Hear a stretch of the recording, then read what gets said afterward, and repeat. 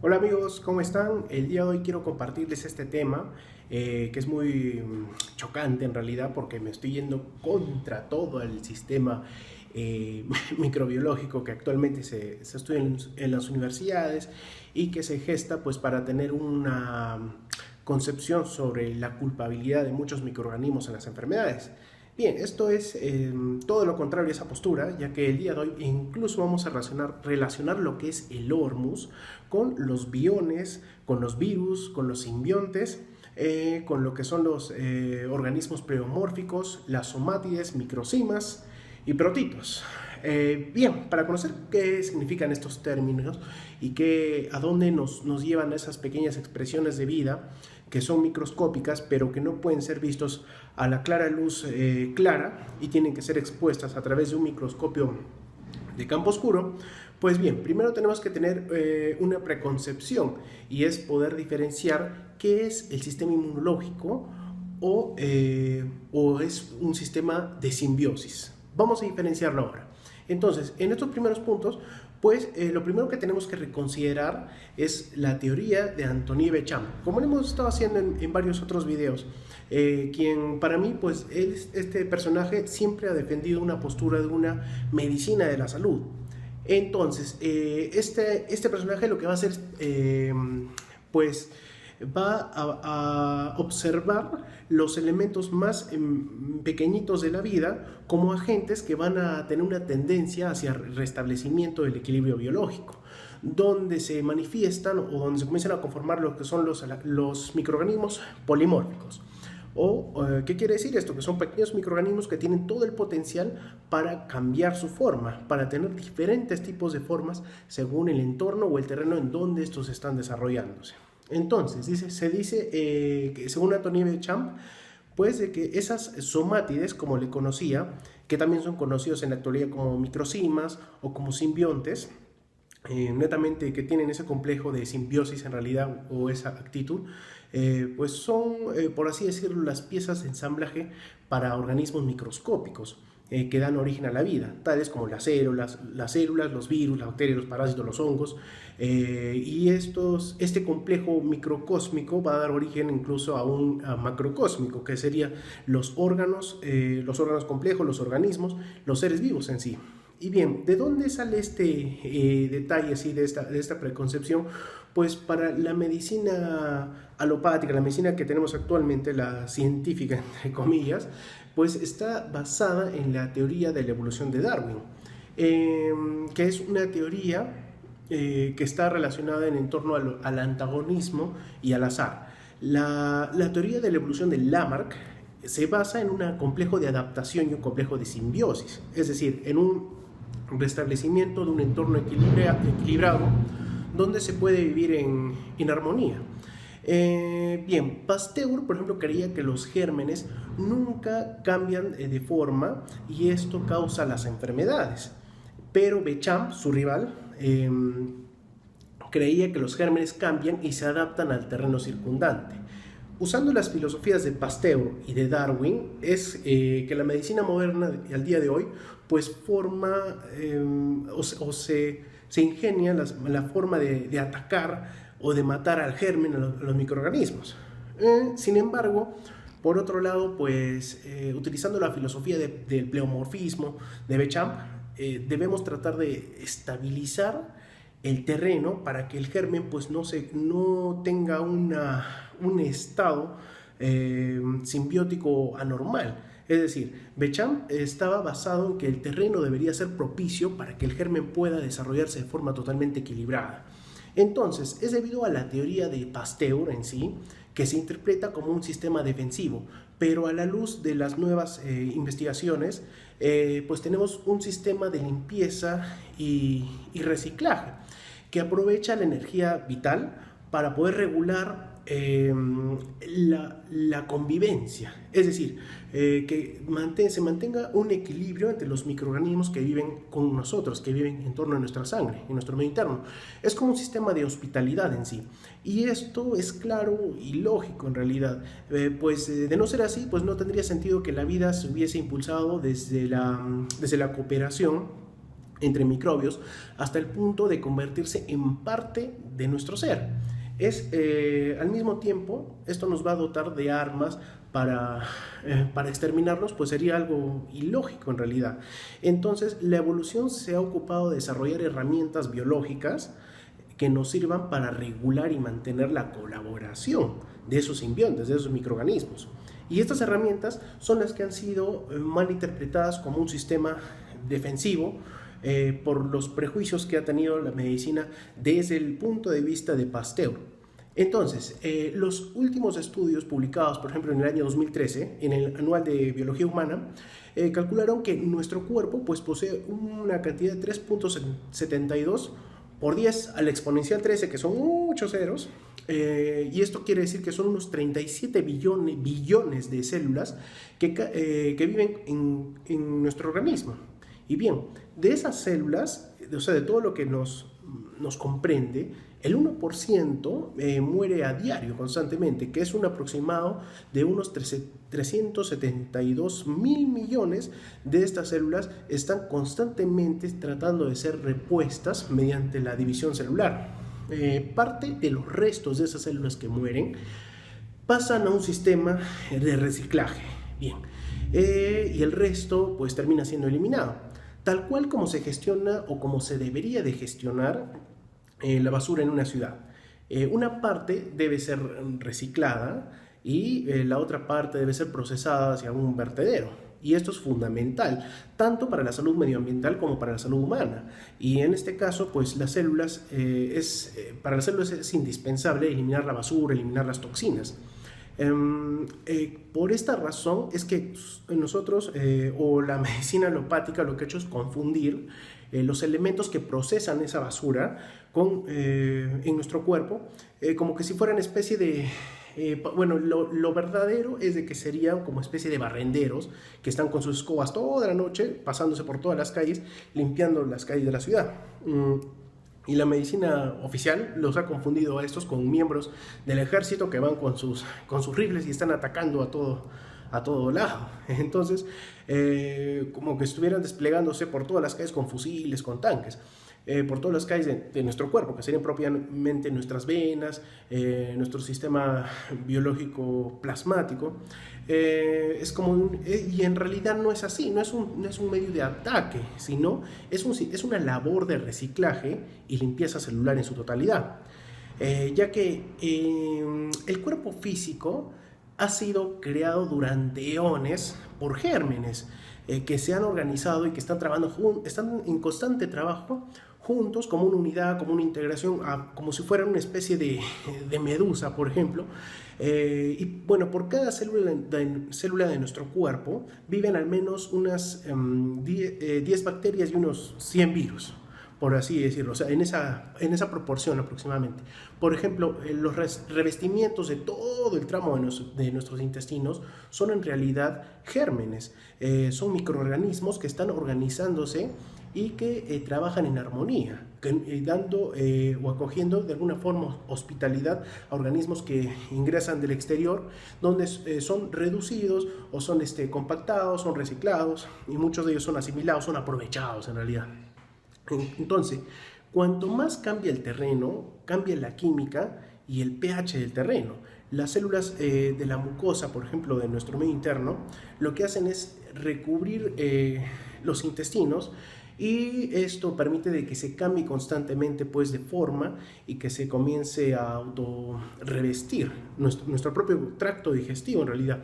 Entonces, en realidad lo que pasa es de que cuando nosotros alteramos ese medio, ese entorno, o cuando alteramos nuestro fluido, nuestra matriz líquida interna, estos microorganismos que están conviviendo en armonía, se produce un desequilibrio simbiótico. Entonces se producen los parásitos. Por ejemplo, se produce la cándida, por ejemplo, o como lo que se está estudiando actualmente en lo que es el campo de microscopía oscura, que es la cándida camuflada en sangre, que por ejemplo esto ha sido descubierto hace pocos años por el doctor Eckhard Sirian Scheller, quien haciendo uso del microscopio de campo oscuro ha podido descubrir que hay microorganismos que a veces pierden su equilibrio simbiótico y pueden ser apreciados a través de la oscuridad. Entonces, bueno, esta alteración de la simbiosis lo que hace es generar productos de desecho que intentan devolver el terreno a su forma totalmente normal. El doctor Gunther Enderlein, por ejemplo, él desarrolla un concepto sobre el uso de los gérmenes como hongos y bacterias para poder reconstruir el cuerpo físico, que para mí esa va a ser la medicina del futuro, considerando que estamos haciendo uso a veces del consumo del agua de mar para poder restituir al cuerpo de los simbiontes adecuados para que pueda restablecerse un equilibrio. Entonces, cuando se considera, por ejemplo, lo que son las microcimas propiamente, los simbiontes, que son esos pequeños microorganismos, como estructuras de ensamblaje, la percepción cambia por completo, porque estos microorganismos, estos simbiontes, pues tienen el potencial tanto de movimiento como de fermentación para que se les considere en un estadio que está como que entre materia viva y no viva. Y son tan abundantes en la naturaleza como los elementos en estado M. Es por eso que yo llegué a un punto donde comencé a relacionar estos dos compuestos. ¿Qué tenía que ver el hormus con los microorganismos, con los simbiontes? Y bueno, es que en algún punto del estudio, el hormus siempre ha sido considerado también como una estructura de ensamblaje y por una condición de estar en forma materia y en forma antimateria.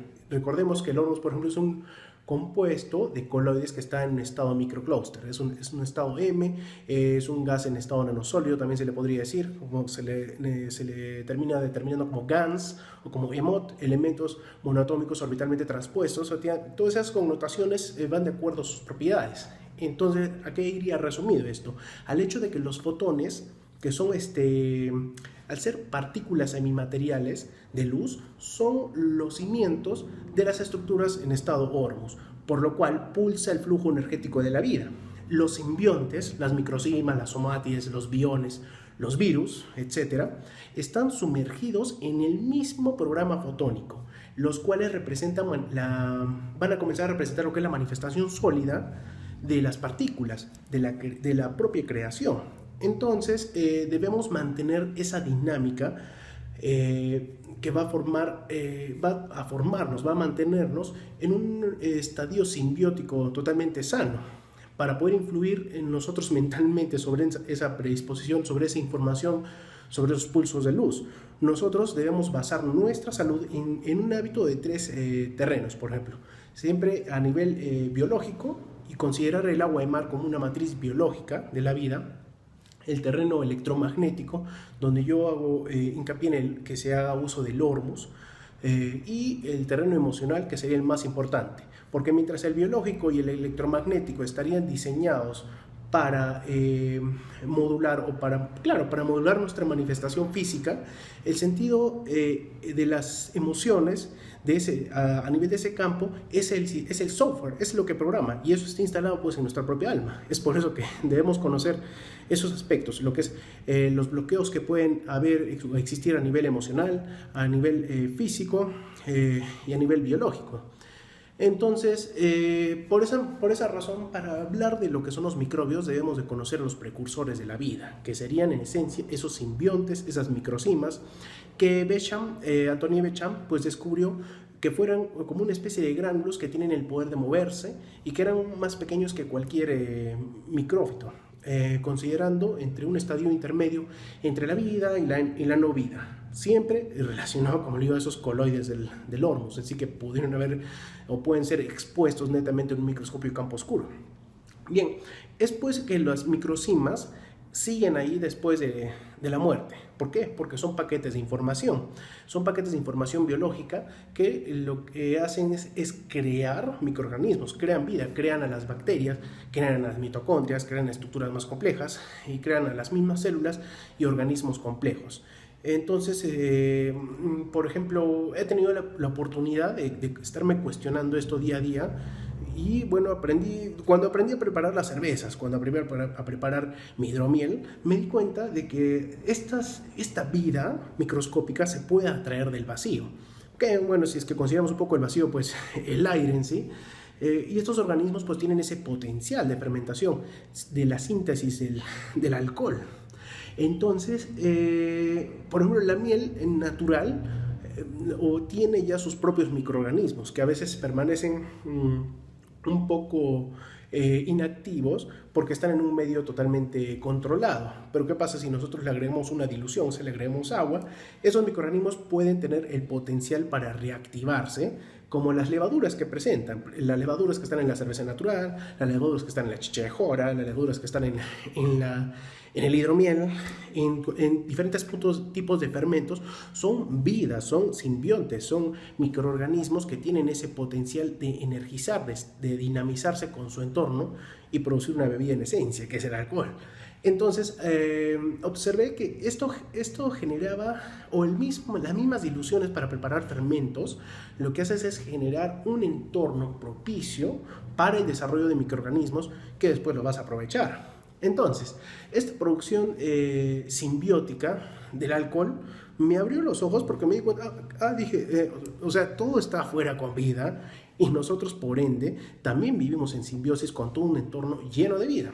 Entonces, si las microcimas son paquetes de información que producen esas pequeñas chispas de vida que se van a desarrollar, que van a evolucionar, que van a tener todo un proceso que nada se crece, se desarrolla, y hasta donde haya comida pues podrían morir, estamos hablando e incluso de esta condición, de que los mismos virus en realidad van a ser el potencial que tienen la capacidad de hacer evolucionar la vida. Entonces, ¿qué es lo que hace la medicina contemporánea?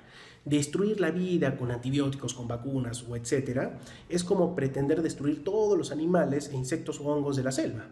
Si la teoría de los gérmenes como causantes de la enfermedad fuera cierta, como propuso Pasteur, que por cierto no cumple los postulados de Koch, bien, con esa concepción tan darwinista, no habría ningún ser vivo para poder estudiar la vida.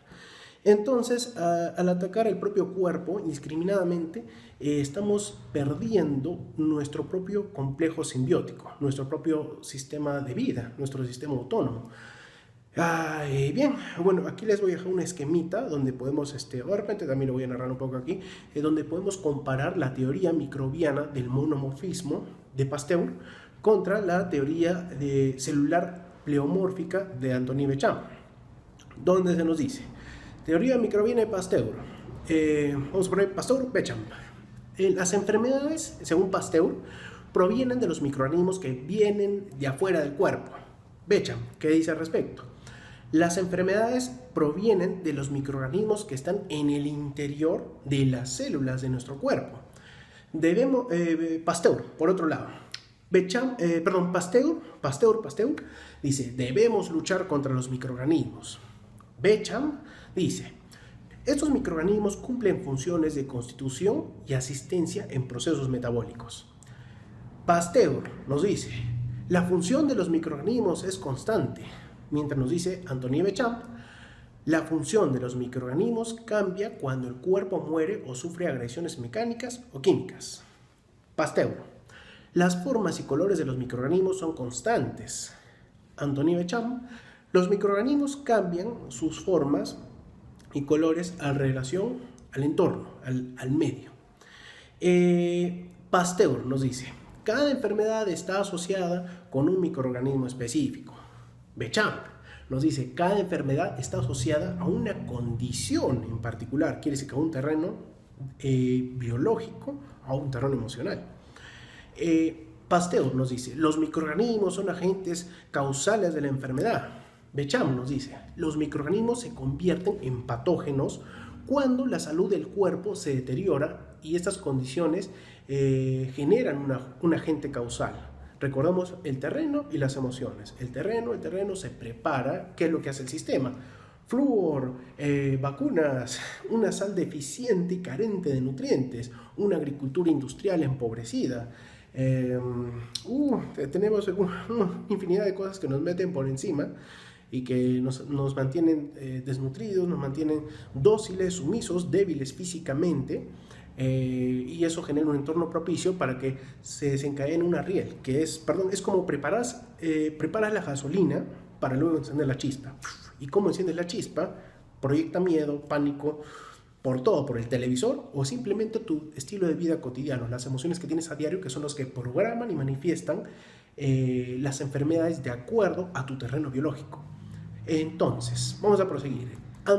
Pasteur nos dice, las enfermedades pueden atacar a cualquier persona. Béchamp, ¿qué nos dice? Las enfermedades aparecen bajo condiciones poco saludables. Un entorno ácido, biológica o emocionalmente ácidos. Pasteur nos dice, para prevenir las enfermedades debemos construir defensas. Entonces, ¿qué nos dice Béchamp? Para prevenir enfermedades debemos crear condiciones saludables. Entonces son diferentes formas en que se ha visto y se ha tratado de aprovechar la más rentable. La idea de generarle pánico y miedo a la gente siempre va a ser la más rentable y va a ser la que nos va a proporcionar un mejor dominio sobre la población. Bien, entonces para comprender un poco de una manera más eficiente, tenemos que considerar cuáles son los verdaderos aspectos físicos de nuestra propia sangre, es decir, cuál es el verdadero contenido. Desde una ciencia que explique la verdad, de una ciencia oficialista, podemos considerar algunos aspectos que ya se han demostrado antes y que son, por ejemplo, el hecho de que los componentes verdaderos de la sangre pues son el plasma sanguíneo propiamente, es decir, su matriz líquida, las plaquetas, trombocitos, los leucocitos, las células blancas, los eritrocitos, las células rojas, los glóbulos rojos o los hematíes. Pero aquí podemos poner un paréntesis que ha sido un campo totalmente suprimido por la ciencia oficial. Es el hecho de que en nuestra propia sangre tenemos microcimas, tenemos somátides, tenemos biones, virus, simbiontes, protitas, partículas polimórficas, en general. Bien, a este punto, o sea, de todas estas composiciones de microcimas, solamente por esa razón la medicina oficial tendría que ser reescrita, ya que en la actualidad la medicina oficial lo que hace es considerar a la sangre como un medio totalmente estéril, y esto nunca fue así. ¿Y por qué? Porque ha sido demostrado en todo este último siglo en realidad, y quizás un poco más antes. Por ejemplo, en los años 20, Royal Raymond Rife, quien construyó un microscopio que fue capaz de alcanzar hasta unos 60.000 aumentos manteniendo los cultivos vivos, es decir, él tenía el potencial de poder observar la sangre viva moviéndose en su entorno, en su propia matriz líquida. El microscopio electrónico desarrollado también por esa época alcanzaba hasta 500.000 de aumentos. Entonces, ¿cuál era el problema de ese microscopio de campo claro? Que tenía suficiente potencial para poder observar la materia en ese entorno, tenía un efecto que tenía una potente radiación y no permitía trabajar con muestras vivas, pues mata todo lo que esté bajo su lente. Entonces, lo que hace el microscopio de Rife es que podía observar microelementos como hongos, como levaduras, que podrían tratarse ya en esas circunstancias de lo que se conoce en la actualidad como los simbiontes, como las microcimas. Propuestas 80 años antes por Antoni Béchamp. Como que fueran estas estructuras, pues las unidades más pequeñas de la vida y que nos puede recordar a nosotros lo que es el hecho de que cuando nos dicen que las estructuras más pequeñas de la vida pues son los átomos, y estos átomos se convierten en partículas, y estas partículas en moléculas, y estas moléculas en células. Pero entonces, y aquí lo que enseñan en la universidad normalmente y en los colegios, queda un trecho, en realidad queda un trecho que no nos explican, y es como en realidad pasa que es esa materia, ¿cómo es que pasa esa materia de estar inerte, o sea, de partícula a molécula, a saltarse a la vida en realidad? Entonces, ¿cómo pasa la materia de una estructura no viva a una estructura viva, de una materia inorgánica a una orgánica? ¿Qué es lo que pasa? ¿Cómo se es esa organización? ¿O es que algo late constantemente y de repente no puede ser apreciado por un microscopio de campo claro? Entonces, pasan los años, o bueno, contemporáneo en realidad a Rife, aparece el doctor Gunther Enderlein, quien describe las microcimas denominándoles los prótidos. En su libro, editado en el año 1925, El ciclo vital de la bacteria, para el doctor Enderlein, nuestras células se componen de endosimbiontes, es decir, se componen de pequeños microorganismos que viven dentro de las mismas células y que son organismos primitivos, que para los años 20 pues se podría considerar de que ya se está hablando de la mitocondria también. Y aquí valga la redundancia de que la mitocondria pues es un simbionte propiamente. ¿Por qué? Es una pequeña bacteria, es la pequeña más antigua de la vida, que está viviendo en simbiosis con una ameba. Y entonces lo pasan a llamar una célula eucariótica. Bien, el punto es de que el doctor Enderle considera las primeras endosimbiosis y él dice que desde estos microorganismos primitivos que están constantemente uniéndose han conseguido formar seres más evolucionados y energéticamente más eficientes también. Esto quiere decir, por ejemplo, que el núcleo y el citoplasma de las células, pues para el doctor Enderle, son manifestados a través de unos microorganismos primígenos, que en este caso estaríamos hablando de las arqueobacterias. Bueno, las arqueobacterias, de repente algunos han tenido la oportunidad de llevar microbiología, o a veces también en el colegio se puede observar por ahí, coger algunas hojas, que hay organismos tipo arqueobacterias o arqueas también, que se le puede decir así, que son metanogénicas. Hay otras que son halófitas, que son, por ejemplo, las metanogénicas son procarióticas que producen metano en realidad. Las halófitas son las que nosotros absorbemos del agua de mar y de muchas sales naturales, es decir, por ejemplo, las halófitas, que son arqueobacterias que dependen de una concentración determinada de sales, tal como nosotros, y demás microorganismos complejos y organismos complejos, pues son las que más nos interesarían aquí, según los estudios del doctor Enderle, ya que viven en regiones con muy altas concentraciones de sal y bueno, requieren una concentración más o menos del 10%. Nosotros tenemos 9% en nuestro plasma. Y bueno, porque también tenemos en esas condiciones organismos termófilos que necesitan ciertas temperaturas altas. Pero como lo podríamos apreciar de una forma más clara, es de que la sal rosada, por ejemplo, o la sal del Himalaya, tienen ese color porque tienen estos microorganismos de por medio que son las que la pigmentan, que son las propias arqueobacterias, que también son observados en algunos lagos rosados, que están saturados pues, de arqueobacterias tipo halófitas. Y por estas son las que le dan esa coloración. Y un punto importante incluso que ha sido declarado por el año 2010 y que ha sido redescubierto es de que el ADN de estas arqueobacterias, es decir, se ha propuesto que el patrón de interacción del ADN de las arqueas tiene la misma forma que el nuestro.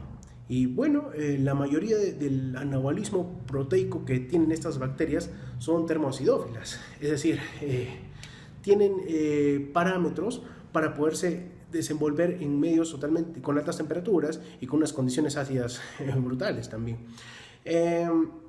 Las mitocondrias, en este aspecto, también según el doctor Enderle, son bacterias simbióticas, llamadas la purple bacteria o la bacteria púrpura. También consideradas como las proteobacterias, y los cloroplastos también, que son, por así decir, las mitocondrias de las plantas, son o provienen de las cianobacterias, que son pequeñas, por así decir, algas que también están presentes en el agua de mar, que generan un potencial eléctrico brutal y que incluso hasta hace poco, si pueden buscar, pueden ver lámparas, no sé si han escuchado las lámparas Latro o Latron, que son generadores eléctricos a partir de cianobacterias, que es algo totalmente que puede generar mucha eficiencia, pero que totalmente censurado, porque ya saben qué complejos pues está detrás de toda esta medicina libre y energía libre en realidad, que se han utilizado estas bacterias para generar energía libre. Bien, lo que es la endosimbiosis pues es un proceso dinámico de intercambio genético entre microorganismos y células. De esto va a depender de que en cada momento de la situación del huésped, o sea, debe tener una cantidad de microorganismos determinados que se regula por resonancia, es decir, por un campo electromagnético. Nuestras emociones, por ejemplo, ¿qué es lo que pasa? Tenemos un choque emocional, este choque emocional va a desencadenar un cuadro de limpieza si es que no ha sido asimilado la emoción, y este cuadro de limpieza pues va a desarrollarse un complejo que nosotros normalmente le llamamos como infección, pero en realidad es una proliferación de bacterias que está de más en determinadas partes del cuerpo y que pueden desencadenar ciertos malestares, ciertas molestias, pero en realidad son las bacterias proliferándose y cumpliendo una función de limpieza, y nosotros terminamos mate con antibióticos y no dejamos que se termine un proceso. En vez de utilizar antibióticos, en vez de utilizar una granada dentro de una casa para matar una mosca, tranquilamente podemos abrir las ventanas y generar un cambio de un entorno, un cambio de ambiente. Bien, según el doctor Enderlein también, la endosimbiosis atraviesan tres fases en realidad. Y estas fases, pues es aquí donde vino mi punto de quiebre, que fue la relación que él manifiesta, que es el coloide, que yo lo relaciono, las tres fases, coloide, bacteria y hongo, esas fases de los simbiontes. Entonces, donde yo relaciono íntegramente lo que es el coloide, pues al GANS, al Hormus, a los EMOT, a los elementos en estado monoatómico de tipo estado M.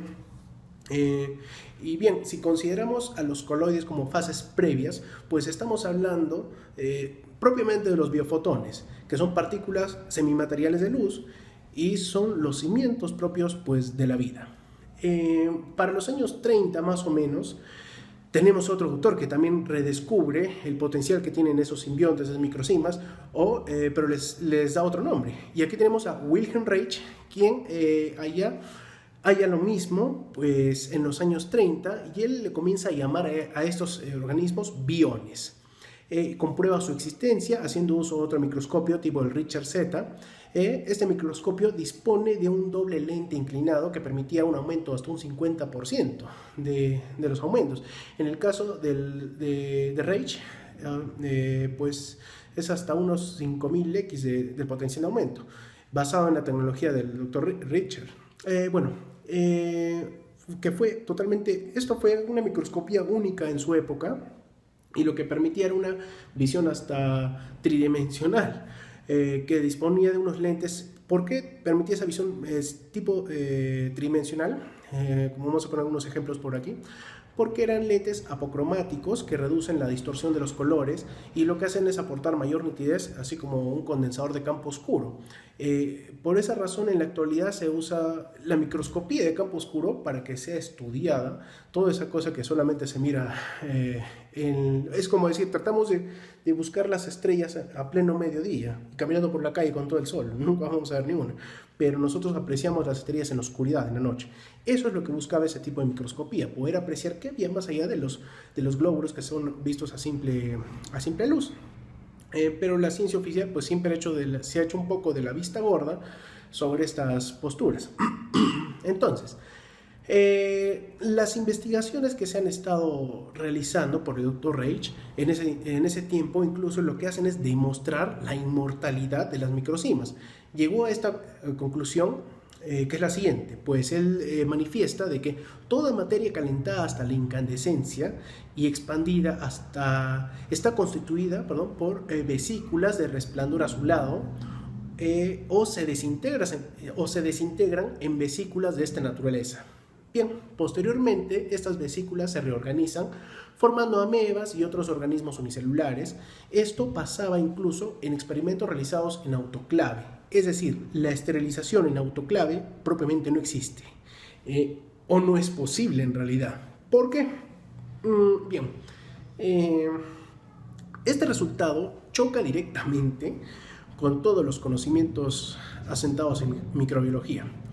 Y bueno, choca contra el sistema también, ya que el proceso de desintegración de una vesícula y de reorganización en amebas, que son los primeros organismos que se forman a través de esos pequeños simbiontes que se mantienen con vida pese a todo lo que se les ha tratado de meter, se produce en menos de una hora. Es decir, usted saca algo de la esterilizadora de autoclave, por ejemplo, y en menos de una hora y podemos apreciar lo que son los simbiontes en un microscopio de campo oscuro, superficie de cualquier estructura, de cualquier tipo, o incluso inflamada o sometida a la incandescencia o a radiación.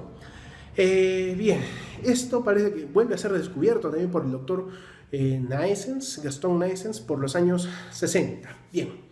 El doctor Gaston Naessens, nacido en Francia en 1924, hizo una carrera meteórica como biólogo. Trabajando en laboratorios de análisis de sangre, él se percata también de que se encontraba con algo inexplicable. Otra vez los simbiontes, otra vez las microcimas, que se citaba en la literatura como escoria. O sea, la literatura de médica oficial te cita estos organismos que están ahí que pueden ser analizados por microscopía de campo oscuro. No, te dice, no, eso es escoria, no, eso no es nada. Es igual, es lo mismo que en la actualidad nos tratan de hacer ver del ADN, que hay ADN basura. Y otra cosa que no quieren hacer es que no, o no saben para qué sirve, o saben muy bien y no debemos de conocer para qué sirve el ADN basura, entre comillas. Entonces, si a estos microcimas se les llamó escoria, también volví a relacionarlo con los estudios que curiosamente desarrolló David Hudson para el redescubrimiento del Hormuz. ¿Por qué? Porque lo curioso aquí es de que esos microscopios podían analizar diferentes tipos de partículas, de compuestos que estarían relacionados justamente a los coloides que van a formarse a simbiontes. Y lo que hace David Hudson es que a él también, como trataba de experimentar para poder ver qué eran esos compuestos que se obtenían después de la lixiviación de oro y que eran supuestamente residuo y que se sometía a diferentes tipos de análisis y no se podía comprender qué era. Entonces a él también le decían, no, eso es escoria también. Entonces ahí me chocó esa información. Entonces, Gaston Naessens lo que hace es que él denomina en los años 70 a los simbiontes como somátides y dice que hay partículas más pequeñas son las partículas más pequeñas de la vida que adopta cualquier forma, es decir, que tiene directamente una propiedad pleomórfica. Él incluso hace todo un diagrama para poder establecer cuáles son sus procesos de estos pequeños simbiontes, de estos pleomorfos, y que son, por ejemplo, la capacidad de transformarse en espora, bacteria, bacilo, bastón, y él considera a estos microorganismos como precursores del ADN y por consiguiente de los genes. Cuando está en su estado simbiótico, en realidad, en su estado de simbiosis, en su estado de somátide. Bien, en los organismos sanos, según el doctor Gaston Naessens, con un sistema simbiótico bueno e inmune y activo, las somátides pasaban por un ciclo de 3 fases. Eran somátide, espora y doble espora. Y ahí quedaba, y de ahí volvía a somátide. Pero cuando el sistema inmune se debilita, aparece un ciclo anómalo de 16 fases, entre otras, como por ejemplo lo que es la doble espora, la bacteria, el bacilo, el bacilo con doble espora, espora propiamente, levadura, ascospora, micelio y somátide. Cuando las cápsulas de estas somátides se rompen, se transforman en lo que se conoce actualmente como virus. Entonces, estos virus pues tendrían que ser netamente una fuente autónoma de información y de vida, que no puede ser destruida, serían inmortales, ya que a estas se les podría designar como las protoesporas, es decir, un virus es una protoespora, entonces solamente es información, nada más. Ahora sabemos cuántos virus pueden existir, por ejemplo, en nuestro planeta, pues tenemos un aproximado de 36 por 10 al exponencial 29, muchos ceros en realidad, multiplicados por 36. Ya, bien, y si la ciencia oficial pues considera que la esterilización es la forma en que desaparecen estos ladrillos de la vida, no es así. No considera que existen propiedades que simplemente hacen que estos cambien de forma o de estado de la materia, como las propiedades electromagnéticas o termomagnéticas que presentan también el Hormuz. Por ejemplo, el iridio en estado M, o sea, en el estado que tiene el Hormuz, al ser calentado o expuesto a 800 grados centígrados, desaparece soltando su peso. Pero cuando comienza a enfriarse, la plataforma experimental donde este elemento es observado, pues vuelve a aparecer, vuelve a retomar su peso. Entonces, el doctor Naessens, las microcimas son netamente los precursores de la información, son los precursores que acarrean toda la información genética. Bien, con medios más modernos ha sido posible estudiarlas mucho mejor que Wilhelm Reich y sus predecesores.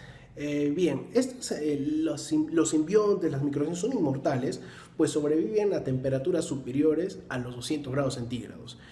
Son insensibles a los ácidos, a los álcalis, cuando están concentrados incluso. Son resistentes a radiaciones de 50.000 REMS, que es una monstruosidad en realidad.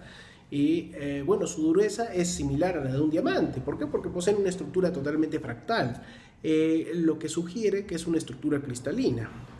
Así pues, no es raro que aguanten las esterilizaciones más severas y se cuelen por los filtros más tupidos. Es decir, estos eslabones de la vida siempre están allí en una superficie estéril.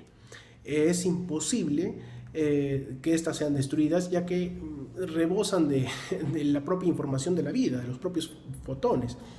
Que son extraídos, bueno, esta información de la vida pues es extraída del supuesto vacío, que en realidad está lleno de las microcimas, está lleno de esa esencia, tal como lo demostraron los experimentos de Reich.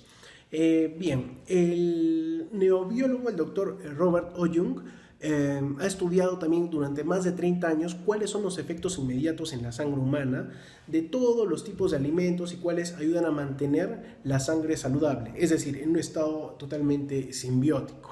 Y bueno, él considera siempre lo que son las recargas alcalinas, un terreno interno con una tendencia hacia la alcalinidad, que es lo que se considera, pero desde mi punto de vista yo considero de que lo mejor a lo que podemos involucrar pues es a que nuestro terreno biológico interno, nuestra matriz, nuestro plasma interno, nuestro plasma líquido sea igual o similar a lo que se tuvo en la placenta. Es decir, cuando uno está en la placenta de la madre, está desarrollándose en un medio totalmente en una matriz salina, cálida y húmeda. Es decir, ese líquido que está por fuera del bebé, de esa vida que se está desarrollando, es una matriz salina que tiene toda la tabla periódica y que tiene los 118 elementos de los 118 de toda la tabla periódica, y que tiene una matriz salina que posee unos 9 gramos de minerales por litro, y al tener todo ese complejo mineral, pues esta placenta la podemos equiparar al mar.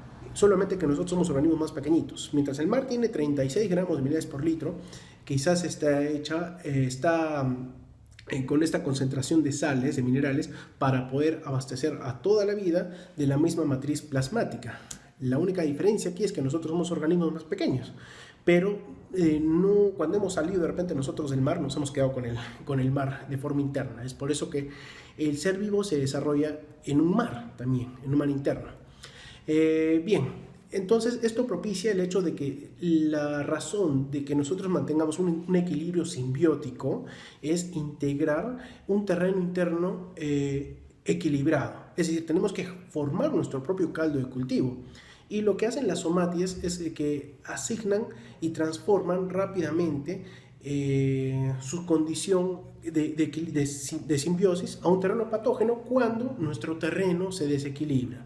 Y cuando se desequilibra, pues o podría generar incluso una sobrepoblación de somátides que pueden generar muchos desechos, pueden generar micotoxinas, pueden generar algunos elementos corrosivos. ¿Por qué? Porque están comenzando a convivir en un terreno totalmente ácido, entonces se desequilibra. Por ejemplo, nosotros tenemos una microbiota en el estómago que constantemente, cuando se consumen antibióticos, casi nadie la repone.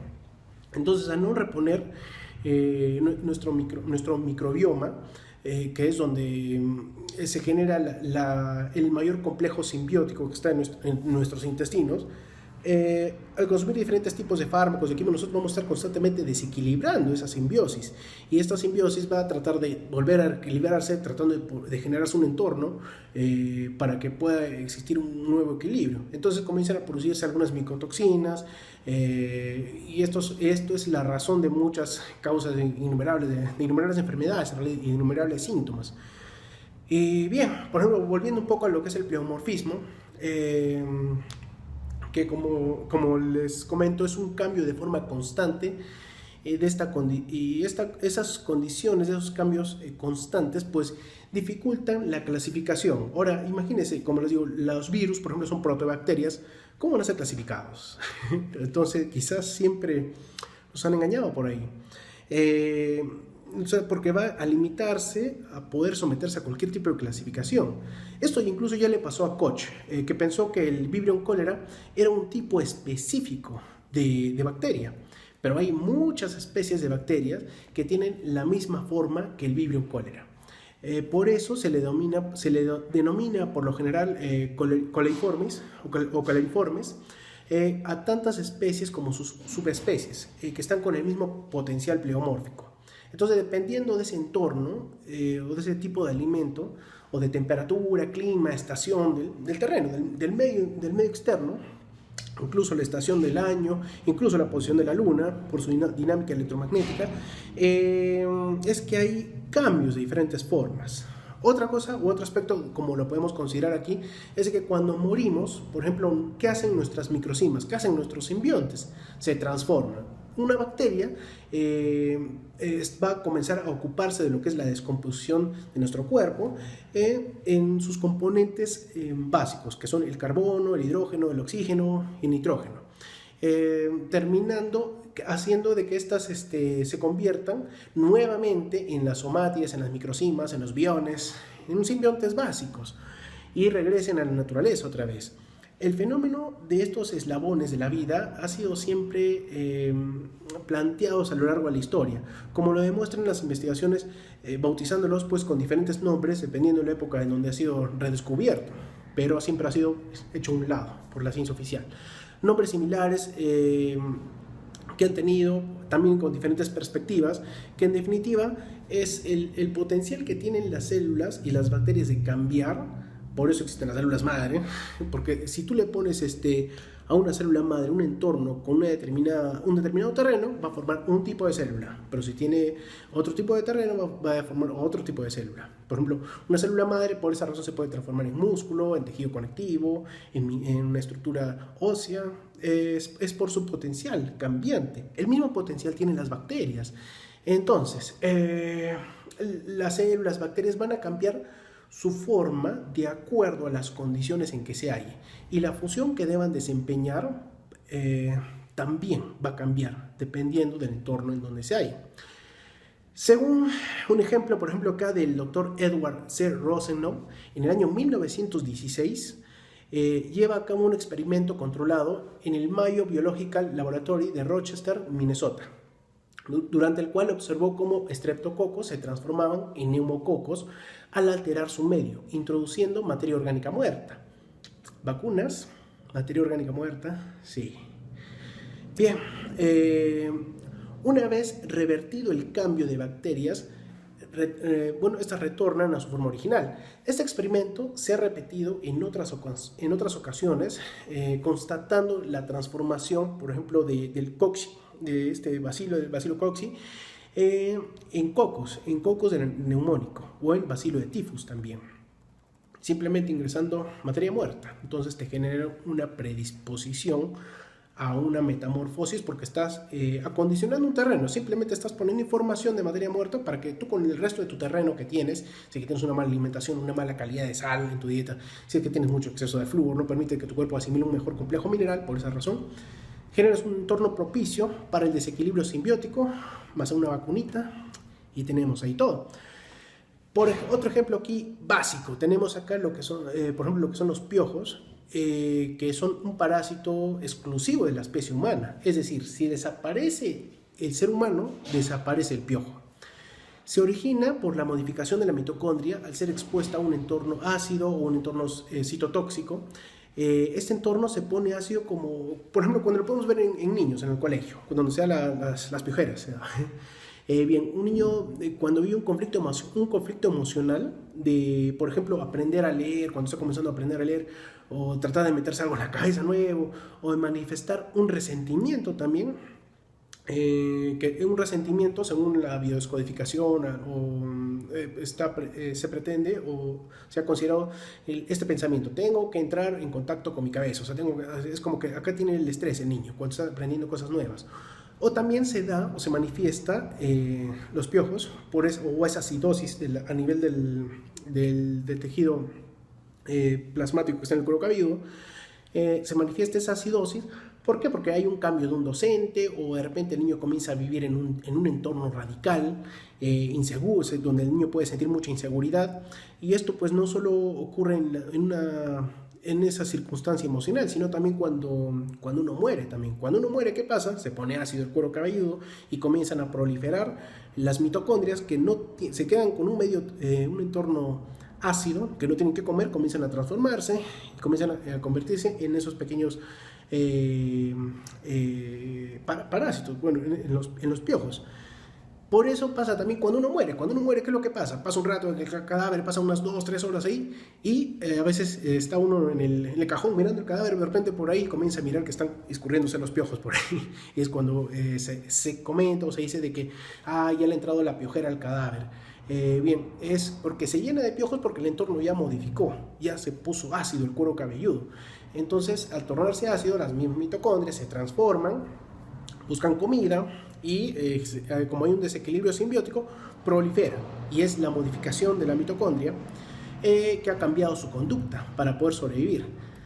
De la misma forma, los gusanos de los cadáveres no vienen del exterior. Se ha comprobado que al momento de morir, pues los cuerpos no presentan algo que pueda dar origen a un gusano, ni huevos, ni esporas, o sea, en las partes externas en realidad. Se ha tomado un cadáver de un animal, inmediatamente se le ha muerto así, después de muerto se le ha puesto, se le han extraído las vísceras y las partes que pudieran generar microorganismos, y luego han sido lavados con los más fuertes desinfectantes conocidos. Entonces se les ha colocado en urnas herméticas con aire filtrado y a las pocas horas estaba lleno de gusanos. Este experimento ha sido repetido en varias épocas y ha dejado perplejos a los hombres de ciencia, ya que los gusanos cadavéricos son ensamblados dentro de sí, son ensamblados a partir de esa misma mitocondria, de esas mismas microcimas, de esos mismos simbiontes. En el momento en que la carne se convierte en cadáver, comienza un desequilibrio simbiótico. Entonces, lo que hace es proliferar de forma vertiginosa, sin necesidad de contagio. La naturaleza lo que hace es, pues, ha tomado esa medida. ¿Para qué? Para que todo lo que se ha quedado con vida en la carne vuelva a ser reducida a las unidades pequeñitas estructurales de la vida, que son propiamente las microcimas o las estructuras somáticas, los pequeños simbiontes. No existen microorganismos infecciosos, entonces todo depende del entorno biológico y tanto biológico como emocional, que es el terreno. El terreno lo conforma básicamente la proliferación de determinado microorganismo o un desequilibrio de simbiosis o no. Las bacterias encontradas en el hombre y en los animales tienen las mismas funciones que las encontradas en la tierra, que encontramos en las alcantarillas o que encontramos en cualquier parte putrefacta de la naturaleza. Tienen las mismas funciones que las que nosotros sí tenemos dentro del cuerpo. La infección, pues, se trata de la alteración de funciones de las microcimas, del desequilibrio simbiótico, de la pérdida de la simbiosis propiamente. Los libros de bacteriología, por ejemplo, admiten que los gérmenes de la difteria, de la fiebre tifoidea, de la tuberculosis, de la neumonía o de cualquier enfermedad pueden estar presentes en un individuo sin que sufra enfermedad, asintomático. ¿Y es por qué? Porque estos gérmenes supuestamente lo causan. No, si está el germen ahí debería causar la enfermedad. Por eso le llaman, es asintomático, te dice. Entonces, esto está mal dicho. Un asintomático es una persona sana, es una persona que vive en equilibrio simbiótico. Bien, por esa razón tenemos una variedad de estreptococos que se considera peligrosa viviendo en nuestra garganta, sin causar daño alguno. Pero si nuestro sistema de simbiosis se desestabiliza, puede provocar una faringitis estreptocócica sin necesidad de que provenga de afuera. Quiere decir que no necesita contagiarse. Es más, si el supuesto contagio existiese, en realidad, no estaríamos vivos. No habría persona, animal, cosa que no estuviese infectada, ya que solo considerar que respiramos unos 14.000 microorganismos por hora, nos contagiaríamos 14.000 veces. O si se pensara en un simple teléfono celular, donde viven como 10.000 millones de microorganismos que equivalen a unas 260 veces más de lo que hay, del número de bacterias que hay en un baño público, o de un asiento de un baño público, donde está así todo esparcido, o más que en la misma suela del zapato, que hay donde viven cientos, o si consideras que hay cientos de miles de millones de microorganismos en tu propia piel, en la boca, en los genitales, etcétera, donde hueles tus fermentos de los genitales, no hay forma de que se propague un contagio, nos han mentido todo lo que están ahí arriba. Y bueno, es que nosotros somos virus, somos bacterias, somos hongos que han diseñado un organismo complejo que somos nosotros los seres humanos y que viven en un equilibrio simbiótico armónico. Y bueno, esto es lo que nos conforma a nosotros mismos. Así que con esto, pues, para ir terminando un poco, quiero decir que lo mismo que dijo en algún momento Pasteur también, porque en su lecho de muerte lo comprobó. El terreno es lo más valioso para la proliferación de cualquier enfermedad. Y esto quiere decir que el microbio, o sea, el germen no es nada, el terreno lo es todo. Y esto, pues, para dar un poquito más, podemos considerar de que han pasado las bacterias, en el pasado algunas células pues siempre han convivido en una endosimbiosis, y por ejemplo, una mitocondria y una ameba se comen una a la otra. Entonces, ¿qué es lo que pasa? No la mata, la mitocondria comienza a vivir dentro de la célula, dentro de la ameba, perdón, y después la llamamos célula eucariótica. Entonces, ¿con qué finalidad? De aprovechar sus cualidades. Aprovecha sus cualidades, se genera un entorno simbiótico y esa simbiosis va a generar microorganismos más complejos. Por ejemplo, estudios de laboratorio en la actualidad han confirmado una y otra vez en su teoría sobre todo en el uso de la microscopía de campo oscuro, que esta verdad pues no conviene a muchos monopolios que controlan las enseñanzas médicas de diferentes facultades. Por eso muchos estudiantes son manipulados para aprender lo que los dueños de la salud mundial les conviene. Es decir, a los graduados de facultades de medicina, de ciencias de la salud, imagínate, solo les mandan por un lado de la microbiología, sin respetar algunas leyes de la óptica incluso, como por ejemplo al usar solamente la microscopía de campo claro, solo vemos lo que está a la luz, pero olvidamos que las estrellas solo se pueden ver de noche. Y muchos estudiosos del microcosmos pues han pretendido buscar estrellas de día y se pierden todo lo que la oscuridad tiene reservado para mostrarnos. Y bueno, eso es todo por ahora. Después les compartiré un poquito más de información en otro videito. Nos vemos.